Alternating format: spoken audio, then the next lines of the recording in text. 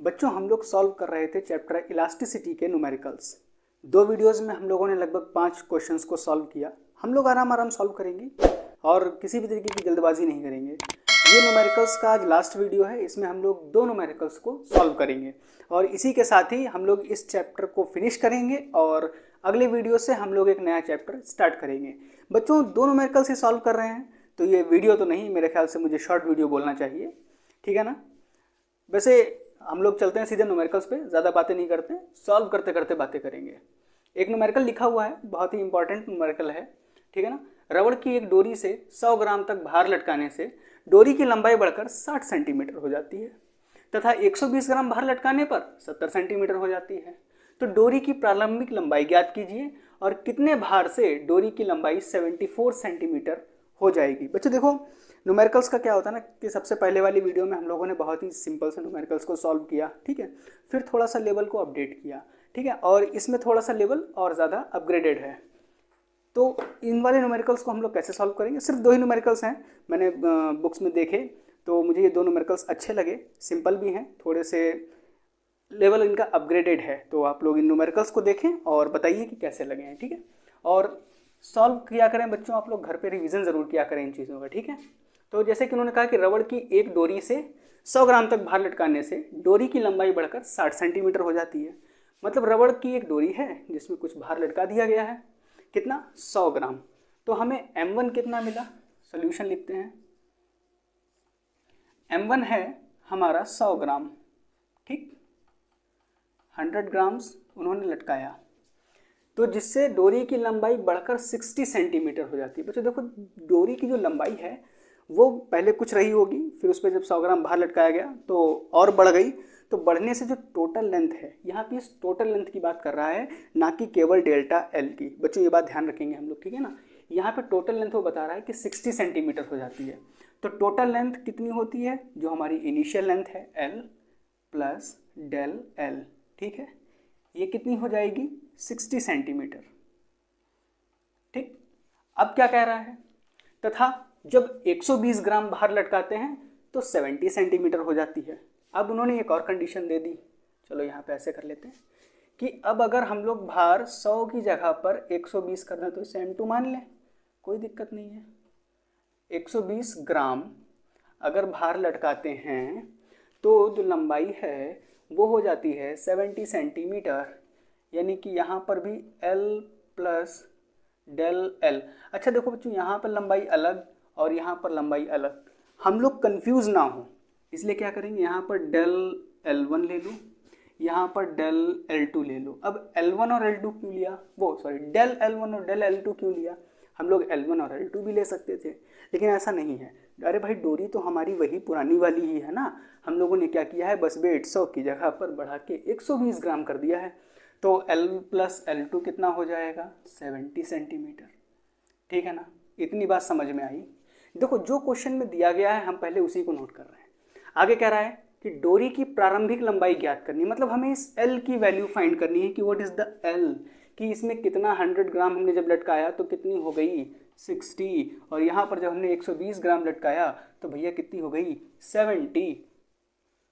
लेकिन इसमें एक चीज़ और भी कह रहा है कि कितने भार से डोरी की लंबाई 74 सेंटीमीटर हो जाएगी, यानी कि अगर इसका हमें m3 कुछ ऐसा लगाना पड़ेगा कि डोरी की जो लंबाई है यानी कि L प्लस डेल L इस बार 3 कितनी हो जाएगी 74 सेंटीमीटर हो जाए, ऐसा लटकाना पड़ेगा। लटका देंगे, खैर कोई बात नहीं, आखिरकार हम साइंस पढ़ते हैं, कुछ भी कर सकते हैं भैया, है ना। सॉल्व करते हैं। m1 L1 sorry L plus del L1, m2 L plus del L2 और ये सब दिया हुआ है। अच्छा इससे पहले बच्चों एक लाइन मैं लिखना भूल गया हूँ, मैं बता देता हूँ। लाइन क्या लिखेंगे, वही पुरानी वाली एक अच्छी सी लाइन कि माना डोरी की लंबाई क्या है L है और अनुप्रस्थ काट का क्षेत्रफल क्या है A है, ठीक है ना। वैसे हमें इसकी ज़रूरत नहीं पड़ेगी, फिर भी मैं आपको बता देता हूँ, लिख लेंगे तो थोड़ा सा क्वेश्चन अच्छा लगता है ना। अब क्या आगे करेंगे, ये हमने इतनी चीज़ नोट कर ली जो हमें क्वेश्चन में दी गई है। अच्छा बच्चों आपको याद होगा मैंने लास्ट वीडियोस में भी ये बात कही थी कि जो यंग प्रत्यास्थता गुणांक होता है, यानी कि जो यंग मॉडुलस ऑफ इलास्टिसिटी होता है, वो किसी भी पदार्थ के लिए फिक्स होता है। रबड़ का पदार्थ होगा तो उसके लिए फिक्स होगा, स्टील का उसका फिक्स होगा, मतलब हर एक मेटल और हर एक पदार्थ के लिए अलग मतलब फिक्स होता है यंग मॉडुलस, ठीक है ना। तो यहाँ पर जब रबड़ की डोरी वही एक ही तो डोरी है, उसमें 60 सेंटीमीटर हो गया जब 100 ग्राम लटकाया, 70 हो गया जब 120 ग्राम लटकाया, और 74 हो जाना चाहिए उसमें क्या लटकाएं, है ना। तो यंग मॉडुलस सबका एक जैसा है, ठीक है। तो जब यंग मॉडुलस एक जैसा है तो एक फॉर्मूला हम लोगों के पास आता है निकल करके कि क्या आता है, m1 upon l plus del l1। ओ गलत लिख रहा हूँ, इससे पहले कुछ और कर लेते हैं। देखो अरे यूनिट तो अभी चेंज ही नहीं की है, वही भूल गया मैं, सॉरी बच्चों। ग्राम है, ग्राम को हमें बनाना है किलोग्राम, क्यों, क्योंकि हम सारी यूनिट लेते हैं कौन सी, एसआई यूनिट, ठीक है ना। एसआई यूनिट लिखेंगे, स्टैंडर्ड यूनिट्स में हम लोग लेते हैं चीज़ों को। भैया इसीलिए इसको पहले चेंज करना मैं भूल गया, आप लोग तुरंत चेंज करेंगे इसको, ठीक। कैसे चेंज करेंगे, m1 कितना है, 100 ग्राम है ना, तो 100 ग्राम को हम लोग क्या लिखेंगे, 1000 से डिवाइड करेंगे तो ये आ जाएगा यहाँ पे हमारा 0.1, एक बार ज़ीरो लगा लो, किलोग्राम, ठीक। यहाँ पे करेंगे तो कितना आएगा 0.12 किलोग्राम, इसका तो निकालेंगे भी, है ना। और सेंटीमीटर को मीटर में चेंज करने के लिए क्या करते हैं, 100 से डिवाइड कर देते हैं, तो इसका हो जाएगा 0.60 मीटर, इसका हो जाएगा 0.70 मीटर, है ना, और इसका क्या हो जाएगा 0.74 मीटर। अब हमारे पास सारी यूनिट्स एसआई यूनिट्स हो गई। अब क्या करेंगे, यहाँ से L1 का अगर वैल्यू निकालें कि डेल L1 कितना होगा, क्योंकि भाई हम तो फॉर्मूले में L1 ही लिखते हैं, तो ये हो जाएगा पॉइंट यानी कि 0.60 माइनस L, है ना बच्चों।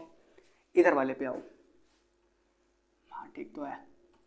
डेल L2 कितना हो जाएगा 0.70 माइनस L, और यहाँ पर भी अगर हम लिखेंगे del L3 is equal to कितना हो जाएगा 0.74 माइनस L, ठीक है ना। सेम एक जैसा लेकर के चल रहे हैं, ठीक है ना। अब यहाँ पर एक फॉर्मूला बच्चों होता है, कहाँ से आता है वो भी अभी हम बताएंगे, m1 अपॉन डेल L1 ये बराबर होगा m2 अपॉन डेल L2 के, ठीक, और ये बराबर होना चाहिए इसके बाद उसके आगे m4 m5 ऐसे सब के लिए ये इक्वल रहना है, ठीक है ना।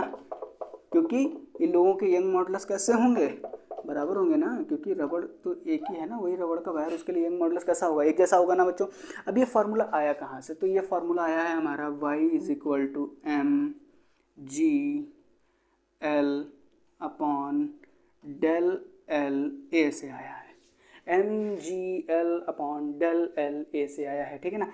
ये y ऐसे लिखे ना, तो यहाँ पर अगर m1 कर लें l वही रहेगा, l1 हो जाएगा, ठीक है। और यही बराबर हो जाएगा हमारे m2 के लिए कि m2gl अपॉन डेल L2a। अब देखो इसको हटाया और काटा पीटी करो, इससे वो काटा, ये कट गया भाई, ये a से a कट गया, क्या बचा m1 upon del L1 is equal to m2 upon del L2। तो बच्चों कभी कभी हम लोगों को ऐसे भी फॉर्मूले निकालने पड़ जाते हैं, ठीक, याद रखेंगे। आइए अपने सवाल की तरफ दोबारा चलते हैं, यहाँ तक समझ में आ गया, ये हमने डायरेक्टली लिख दिया, आप डायरेक्टली लिखेंगे कोई प्रॉब्लम नहीं है, ठीक है ना। कहाँ से आया, बस मैंने आपको ये सिखाने की कोशिश की है कि हम लोग y इज इक्वल टू लिखेंगे फॉर्मूला, दोनों को कर देंगे इक्वल, जो कटेगा उसको काट पीट देंगे और बचे हुए को हम लोग यूज़ कर लेंगे। m1 की वैल्यू 0.10, डेल L1 की वैल्यू क्या है 0.60 माइनस L, ठीक। ये किसके बराबर हो जाएगी m2 कितना है 0.12 है हमारा m2, वाह कविताएं बन रही हैं बच्चों।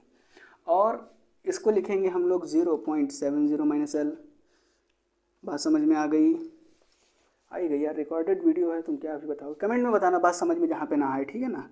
कमेंट का ऑप्शन बच्चों आपके पास है, इस्तेमाल करो उस बटन को और खूब करो कमेंट, सब्सक्राइब भी करो चैनल को, टेलीग्राम और इंस्टाग्राम पे भी जुड़ जाओ भैया, है ना, आप ही का फ़ायदा है। अब क्या करेंगे हम लोग, दोनों तरफ पॉइंट्स लगे हुए हैं, सॉल्व करने के लिए क्या करेंगे, दोनों तरफ के पॉइंट हटा दिए। अब ये हो गया 10 और ये हो गया 12, तो 10 और 12 को कर दो भैया कैंसिल, 2 5 × 10, 2 6 × 12, दो का पहाड़ा तो आते ही है ऐसे कर लेंगे, ठीक है। अब 5 की मल्टीप्लिकेशन हम लोग 0.70 से कराएंगे, तो 5 7 जा होता है 35, ठीक, और ये 0 लग जाएगा, ठीक। 2 के बाद पॉइंट है तो हम पॉइंट लगा देंगे, ठीक। अब माइनस का साइन, 5 की मल्टीप्लिकेशन L से तो आ जाएगा 5L इज इक्वल टू 6 की मल्टीप्लिकेशन 6 से हो जाएगा 36, यहाँ 60 था इसलिए 360, 2 के बाद पॉइंट 3.6 0 और 6L, ठीक। L बन जा भाई, ये हो जाएगा 6L, ठीक है। अब क्या करेंगे, देखो 5L और 6L, इसको जब हम लोग 6L को इधर लेकर के आएंगे प्लस का हो जाएगा, 3.50 को इधर ले जाएंगे तो माइनस का हो जाएगा, ठीक। तो सीधा सीधा माइनस कर देते हैं, 6L में से 5L जाएगा तो L बचेगा बच्चों, और 3.60 से 3.60 माइनस करेंगे 3.50, ठीक। अब ऊपर लिखते हैं, नीचे छोटा छोटा हो जाएगा फिर आपको दिखेगा भी नहीं, ठीक। तो यहाँ पे 3.6 है, यहाँ पे 3.5 है, तो आपको पता होगा इसको जब माइनस करेंगे तो बचेगा हमारे पास 0.10, है ना, 0.10। और ये किस में आया है, ये भैया मीटर में आया है, ठीक है, याद रखेंगे ये किस में आया, मीटर में, क्योंकि सारी यूनिट कैसी चली थी, SI यूनिट में। अब अगर इसको हम चाहें तो सेंटीमीटर में भी कन्वर्ट कर लें।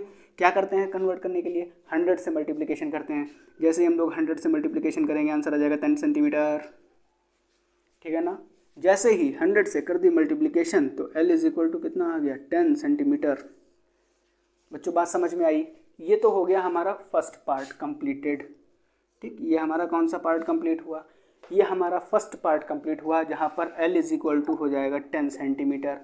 अब हमारे पास देखो एक और पार्ट भी तो है ना, अभी ये वाला M3 फाइंड करना है।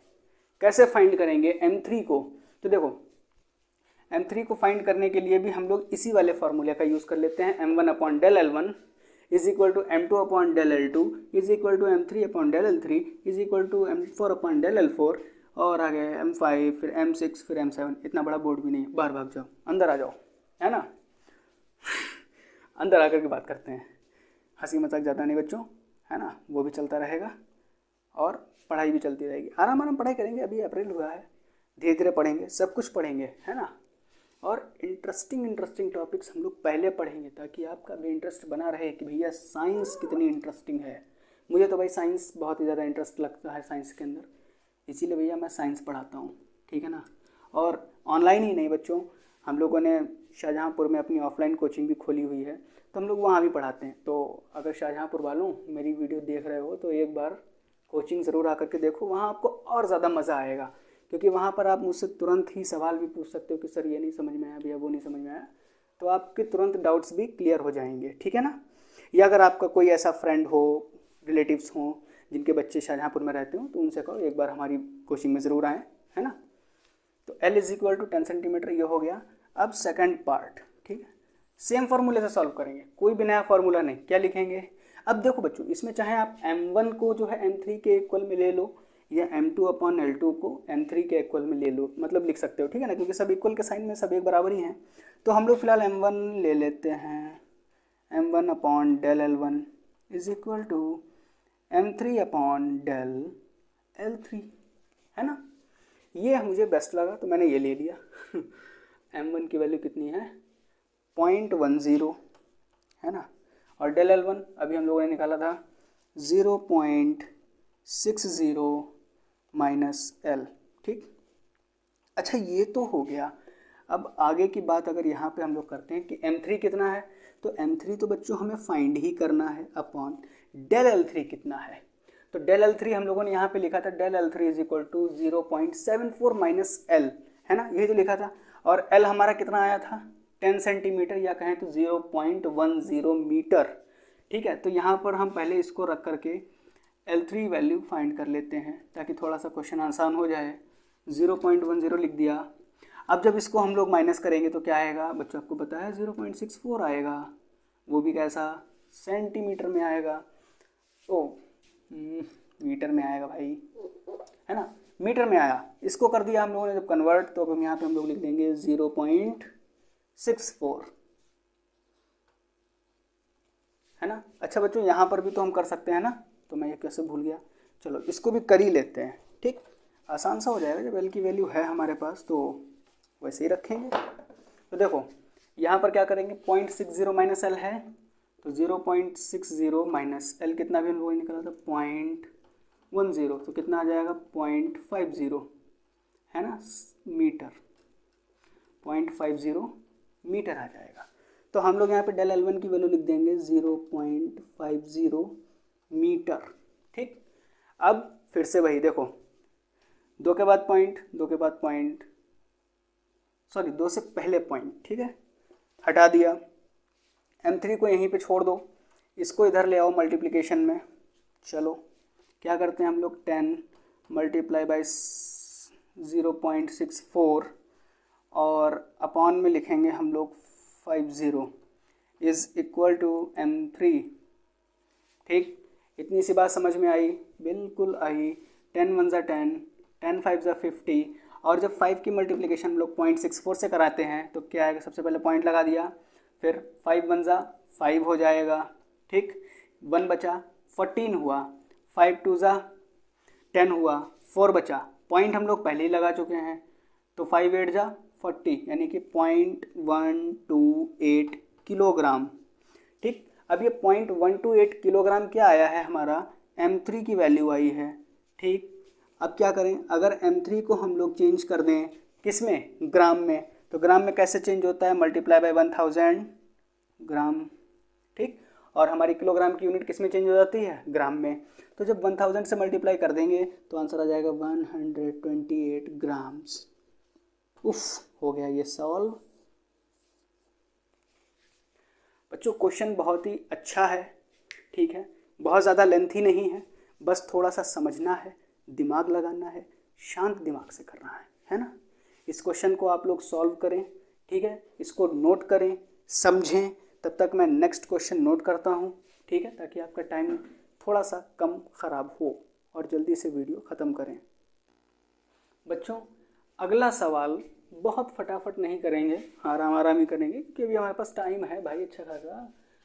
अगला सवाल हम लोग पढ़ते हैं, स्टील के लिए भंजक प्रतिबल 8.5 × 10⁶ न्यूटन मीटर है और इसका घनत्व दिया हुआ है 3 × 10⁻³ किलोग्राम मीटर प्रति क्यूब है, किलोग्राम प्रति मीटर क्यूब है। इसके लिए किसी तार की वह अधिकतम लंबाई ज्ञात कीजिए जिसे अपने ही भार के अंतर्गत बिना टूटे लटकाया जा सके।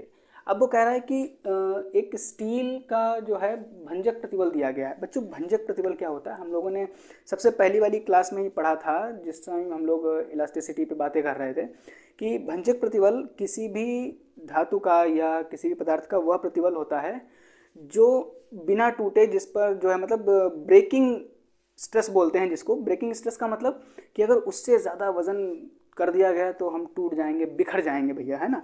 तो उसके जस्ट पहले वाला जो प्रतिबल होता है कि टूटने से जस्ट पहले वाला जो प्रतिबल होता है उसी को हम लोग भंजक प्रतिबल कहेंगे, कि तार टूटे भी ना, और अगर उससे ज़रा सा भी फोर्स बढ़ा दिया गया, जैसे मान लो यहाँ पे 10 किलोग्राम लटका दिया गया तो आराम से लटका हुआ है, और जैसे ही हमने 10 का 10.2 किया ये 20 से टूट गया, है ना। तो इस तरीके का जो स्ट्रेस होता है उसको हम लोग भंजक प्रतिबल के नाम से जानते हैं। तो सॉल्यूशन में लिखते हैं सबसे पहले, ठीक है। और कह रहा है कि इसमें कोई भार नहीं लटकाया गया है, कह रहा है कि बस स्टील का ही वायर है कि वो अपने भार पर बिना लटकाए कब तक सहन, मतलब जो है कब तक वो नहीं टूटेगा, हमें वही बस फाइंड करना है। इसका मतलब चलो लिखते हैं तब समझ में आएगा, मैं ऐसे बोल के ज़्यादा समझा नहीं पा रहा हूँ कि मैं क्या करने वाला हूँ, मतलब क्वेश्चन ही सॉल्व करूँगा यार, सीधी सी बात है ना। आगे देखते हैं भंजक प्रतिबल। तो प्रतिबल चाहे कैसा भी हो, है ना, तो यहाँ पे लिखो पहले भाई प्रतिबल। अच्छा भंजक प्रतिबल को बच्चों इंग्लिश में कहते हैं, या तो कहते हैं उसको हम लोग टेंसाइल स्ट्रेस या बोलेंगे ब्रेकिंग स्ट्रेस। तो इंग्लिश में नाम से ही पता चल रहा है कि ब्रेकिंग स्ट्रेस क्या होता है कि टूटने से जस्ट पहले वाला प्रतिबल, है ना, तार टूटने के जस्ट पहले वाला जो प्रतिबल है उसको हम लोग बोलेंगे टेंसाइल, मच्छर, टेंसाइल प्रतिबल, टेंसाइल स्ट्रेस या ब्रेकिंग स्ट्रेस। ठीक, ये कितना दिया है 8.5 × 10⁶ न्यूटन मीटर स्क्वायर, है ना। और घनत्व दिया गया है, घनत्व को बच्चों हम लोग रो से शो करते हैं, रोने वाला रो नहीं, ये ROH वाला रो है, यहाँ लिख लो घनत्व, है ना। घनत्व रो इज इक्वल टू 3 × 10⁻³ किलोग्राम प्रति मीटर क्यूब। अच्छा, रो का फार्मूला बच्चों क्या होता है? रो का फार्मूला होता है m/l क्यूब। m मतलब मास, l क्यूब मतलब वॉल्यूम, है ना। मास अपॉन वॉल्यूम को ही हम लोग घनत्व कहते हैं, डेंसिटी कहते हैं, ठीक है। तो हमें लंबाई फाइंड करनी है, यानी कि क्या निकालना है? l फाइंड करना है। तो इससे पहले हम लोग एक लाइन लिखेंगे यहाँ पर, क्या लिखेंगे? मानते बहुत हैं यार हम लोग, है ना बच्चों, कोई बात नहीं, फिर से मानो। क्या? माना तार की लंबाई, माना तार की लंबाई कितनी है भाई? l है, तार की लंबाई l है, और क्या? उसका क्षेत्रफल कौन सा? अनुप्रस्थ काट का क्षेत्रफल, तो शॉर्ट फॉर्म में हम क्षेत्रफल लिखे देते हैं, ठीक है ना। एरिया ऑफ क्रॉस सेक्शन कह रहा है कितना है? क्षेत्रफल a है बच्चों, ठीक है ना।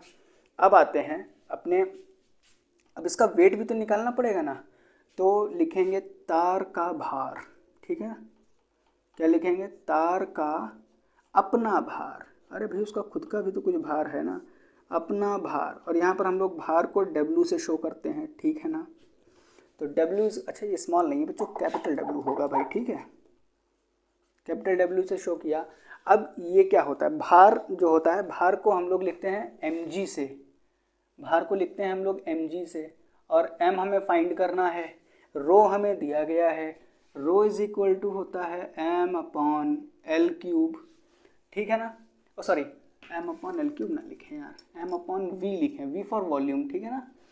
मास अपॉन वॉल्यूम को हम लोग रो कहते हैं, ठीक। अब वॉल्यूम तो हमें पता नहीं है ना, लेकिन हमें क्या मालूम है कि क्षेत्रफल क्या है? a है, और क्षेत्रफल को l स्क्वायर लिखा जाता है ना। l स्क्वायर में एक बार l और अगर कर दें, हाँ ठीक तो है, तो क्या हो जाता है हमारा? l cube. ये सिर्फ एग्जांपल है कि हमने लंबाई के लिए जो है वॉल्यूम वो किया है, ठीक है।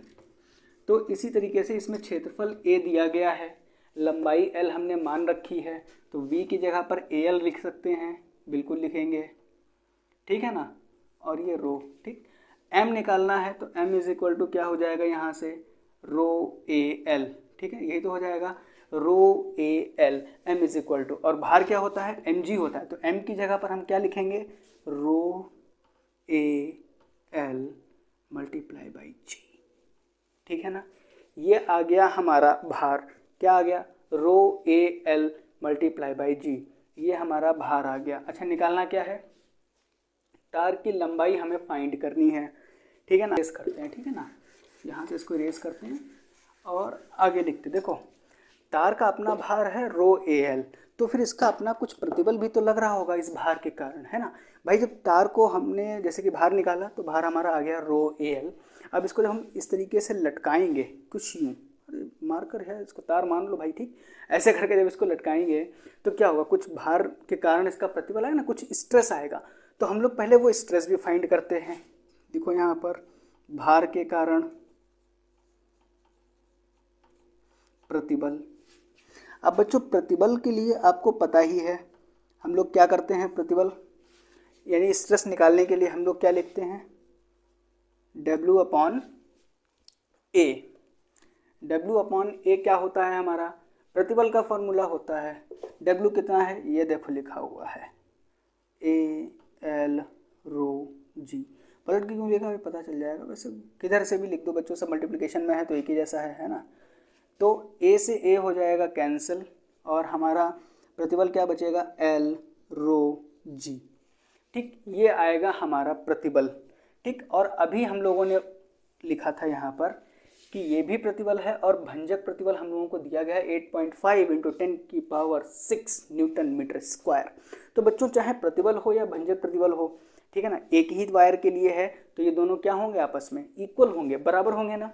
तो बराबर होंगे, इसलिए हम लोग यहाँ पर ये लिख देंगे, क्या लिखेंगे कि भंजक प्रतिबल किसके बराबर है भैया? किसके बराबर है भंजक प्रतिबल? भंजक प्रतिबल बराबर है रो एल जी के, है ना। रो एल जी के हमारा भंजक प्रतिबल बराबर है, और भंजक प्रतिबल का मान कितना है? 8.5 इंटू 10⁶, और रो की वैल्यू कितनी दी गई है? 3 इंटू 10⁻3, ठीक। निकालना क्या है? लंबाई L निकालनी है, तो मल्टीप्लाई बाई L, और G की वैल्यू बच्चे देखो क्वेश्चन में हमें पहले ही दे दी गई है कि G की वैल्यू हम लोग 10 लेंगे, है ना। जी की वैल्यू कितनी लेंगे, जी की वैल्यू हम लोग 10 लेंगे। अब इसको हम लोग सॉल्व कर लेंगे। सॉल्व कैसे करेंगे, एल को ले आओ भाई इस तरफ, ठीक है ना, मतलब एल को यहीं छोड़ दो, बाकी सब उठा के इसके अपॉन में फेंक दो। फेंक नहीं दो बच्चों, इसके नीचे एडजस्ट करना है इसको। 8.5 इंटू 10⁶ एडजस्ट करो भैया, 3 मल्टीप्लाई बाई 10⁻³ इंटू 10, है ना। अब इसको हम लोग सॉल्व करते हैं। 8.5 है ना, पॉइंट हटाएंगे, यहाँ पे एक ज़ीरो ऐड कर लेंगे, तो ऊपर क्या आ जाएगा 8.5 इंटू मल्टीप्लाई बाई 10 अपॉन 3 और 100 की मल्टीप्लिकेशन करा देंगे तो हो जाएगा 300 मल्टीप्लाई बाई 10⁻3। अब सॉरी, अब यहाँ पे पॉइंट थोड़ी ना रहेगा, अब तो 85 हो गया। अब 85 को 300 से डिवाइड करना है ना, तो जब 85 को हम लोग 300 से डिवाइड करते हैं तो क्या होगा, पॉइंट लगाएंगे, ज़ीरो बढ़ाएंगे, 3 2 600, 250 बचेगा, है ना। और यहाँ पे एक ज़ीरो लगाया, 7 जाएगा 2100, कितना बचेगा 400 बचेगा, 3 1 3 कर देंगे तो यहाँ पे ऐसे 100 बचेगा, ठीक है ना। ऐसे बच्चों ये काफ़ी लंबा जाएगा, हम लोग केवल पॉइंट के 3 डिजिट तक ही फाइंड करेंगे। तो 0.271 हो गया ना, है ना। अब 0.271 हम लोग यहाँ पे लिखेंगे, ठीक है। तो ये हमारा एक आंसर आ जाएगा, L = 0.271। ये बच्चों मीटर में आया है ना। अब इसको क्या करेंगे, सेंटीमीटर में जब कन्वर्ट करेंगे तो आपको पता है मल्टीप्लाई बाई 100 कर देते हैं। जैसे ही मल्टीप्लाई बाई 100 करेंगे इसका आ जाएगा 27.1 सेंटीमीटर, ठीक है ना। ये L = आ गया हमारा 27.1 सेंटीमीटर, ठीक है बच्चों। इसको नोट करो। ये थोड़ा सा टफ था, टफ इसलिए था क्योंकि हम लोगों को लास्ट में पॉइंट हटाने के बाद में इसकी डिवाइडेशन वगैरह करनी पड़ी, है ना। यही क्वेश्चन आपको थोड़ा सा सरल लग जाता है। कब सरल हो जाता है बच्चों, ये आपने नोट कर लिया होगा, है ना। हम लोग इसको थोड़ा सा सरल वाला एक आपको दिखाते हैं। कुछ नहीं करना है, जैसे कि आपकी बुक्स में दिया होगा तो वहाँ पर 3 की जगह पे क्या लिखा होगा, 8.5। क्या लिखा होगा बच्चों, 3 की जगह पर 8.5 लिखा होगा। अब आप कुछ करना ही नहीं है, जब 3 की जगह पर 8.5 हो जाएगा तो यहाँ भी क्या हो जाएगा 8.5। बच्चों आपने ये वाला नोट ही कर लिया होगा। अब मैं इसी में चेंज कर देता हूँ, अलग से नहीं करूँगा, आखिरकार इनकी भी बहुत महंगी है यार, और तुम लोग वीडियो को आगे शेयर भी नहीं करते हो। बताओ यार कैसे काम चलेगा, आगे शेयर किया करो यार, और भी बच्चों तक इसका फ़ायदा पहुँचने दो, है ना। 8.5 किया तो यहाँ भी क्या कर देंगे हम लोग 8.5 कर देंगे। बच्चों देखो कितना आसान है ना, सिर्फ डिजिट चेंज करते जाओ, हमारा आंसर चेंज हो जाएगा, है ना। मेरी इंक बच जाएगी, आपका समय बच जाएगा, कितनी अच्छी बात है। और आप अभी मैंने 2 क्वेश्चंस की बात की थी, अब देखो आपके सामने तीसरा भी क्वेश्चन तैयार हो गया, है ना। यहाँ भी 8.5 तो इधर भी 8.5, कितना अच्छा लग रहा है। ऐसा ही हो जाए बोर्ड एग्जाम्स की कॉपी में, केवल नंबर्स चेंज करने पड़े और सारा काम होता रहे।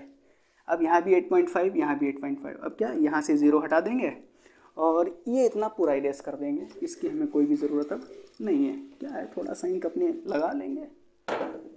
तो 8.5 से 8.5 पूरा कैंसिल, 10⁻³ है और यहाँ पे मल्टीप्लाई बाई 10 है तो 10⁻4 हो जाएगी। 10⁻4 जब ऊपर जाएगी तो -4 हो जाएगा, 10⁻⁻4, यानी कि हम इसको लिख सकते हैं 10⁻6 मल्टीप्लाई बाई 10⁻⁻4, और इसको करते हैं माइनस, तो L = कितना आ जाएगा 10⁻2।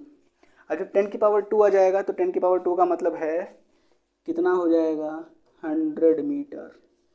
ओहो बच्चों इतना बड़ा अंतर, क्या करने पर, सिर्फ 3 की जगह पर 8.5 करने पर। 3 की जगह पर 8.5 करने पर हमारे आंसर हो गए हैं अब 0.271 की जगह पर 100 मीटर हो गया, ठीक है ना। तो बच्चों ये थे आज के हमारे कुछ इंपॉर्टेंट क्वेश्चंस। इसी के साथ साथ अब ये चैप्टर इलास्टिसिटी की बात हम लोग कुछ दिनों तक नहीं करेंगे। कुछ दिनों तक नहीं करने का मतलब है जब रिवीजन करेंगे तब हम लोग इसकी बात दोबारा से करेंगे। फिलहाल ये चैप्टर आपका फिनिश हो चुका है। अगले चैप्टर में हम लोग क्या करेंगे, कुछ इंटरेस्टिंग टॉपिक्स पर बात करेंगे, जैसे कि सेंटर ऑफ मास हो गया, जैसे कि थर्मोडायनेमिक्स हो गया, है ना। इसमें से देखेंगे जो चैप्टर बिल्कुल आपके लिए इस समय सटीक होगा, जिसको समझने के लिए आप लोग तैयार हों। एक बार कमेंट सेक्शन में ज़रूर बताएं कि आप थर्मोडायनेमिक्स और सेंटर ऑफ मास, ठीक है ना, दोनों में कौन सा चैप्टर समझना चाहेंगे। अगला हम लोग कोशिश करेंगे कि उसी पर कोई वीडियो बनाया जाए। बाकी अभी मैंने आपको बताया कि हमारी ऑफलाइन कोचिंग स्टार्ट हो चुकी है, तो अगर कोई बच्चा ऐसा है जो शाहजहाँपुर में रहता हो तो वो प्लीज़ हमारी ऑफलाइन कोचिंग भी एक बार विज़िट ज़रूर करे, ठीक है। मिलते हैं हम लोग अगले वीडियो में एक अगले नए टॉपिक के साथ में।